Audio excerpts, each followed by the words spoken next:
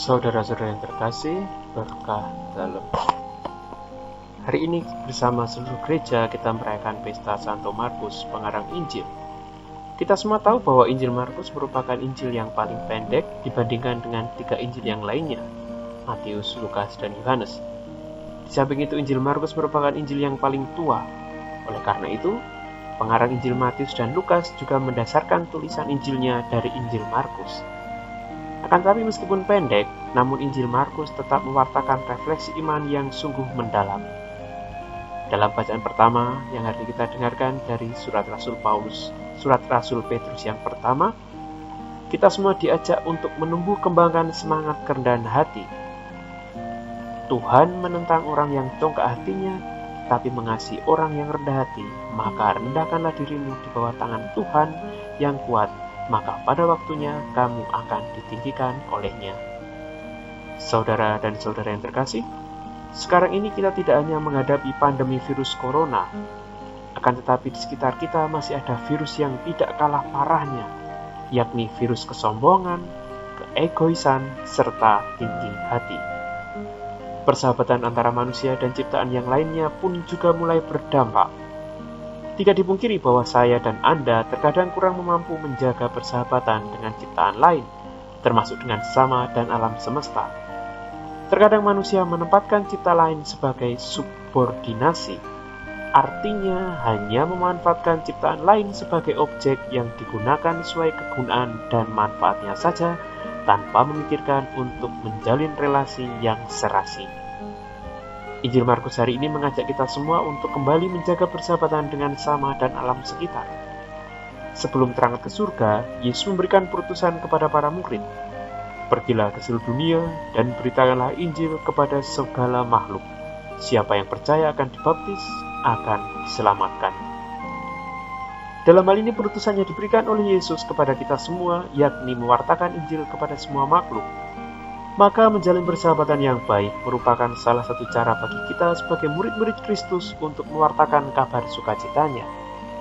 Maka pertanyaan bagi kita yang hari ini bisa kita renungkan bersama, sudahkah aku bersahabat dengan sesama dan alam sekitarku? Perhatian apa yang sudah kuberikan kepada mereka semua? Ataukah aku selama ini hanya menganggap sesama dan sekitarku hanya demi kepentinganku saja? Saudara-saudaraku terkasih, di hadapan Tuhan kita semua mempunyai posisi yang sama. Kita mempunyai martabat yang sama. Tidak ada yang berada di atas ataupun di bawah. Masing-masing dari ciptaan Tuhan mempunyai keunikan masing-masing. Bahkan kita saja, manusia, antara satu dengan yang lain saja mempunyai berbagai macam keunikan. Dan disitulah justru tampak keindahan dalam kebersamaan di dunia ini. Kita semua sadar bahwa tidak mudah menjalin relasi yang dekat antara kita, sesama, dan alam sekitar, juga dengan Allah. Akan tapi kita perlu meneladani semangat hidup yang diajarkan dan sudah dilakukan oleh Santo Fransiskus dari Assisi. Santo Fransiskus sudah mewartakan kabar sukacita kepada semua makhluk, bukan hanya kepada manusia, melainkan binatang-binatang pun juga tersapa oleh karena pewartaannya. Tidak mudah memang untuk mewujudkannya, akan tetapi ketika kita dengan tulus dapat membangun semangat persaudaraan itu, maka Allah akan mencurahkan berkat bagi kita semua. Saudara-saudara yang terkasih, hidup kita tidak terlepas dari corak kehidupan dan dinamika yang ada di dunia ini. Karena kita memang berada di dunia ini, dan kita hidup di dunia ini. Hidup kita diiringi dengan tawaran-tawaran dunia yang tidak hanya menjanjikan soal kenyamanan dan kemudahan, tetapi jika kita tidak hati-hati, justru akan membawa kita dalam lembah kedosaan. Maka kita semua perlu waspada. Kita diminta untuk membangun relasi yang mendalam antar sesama dan alam sekitar.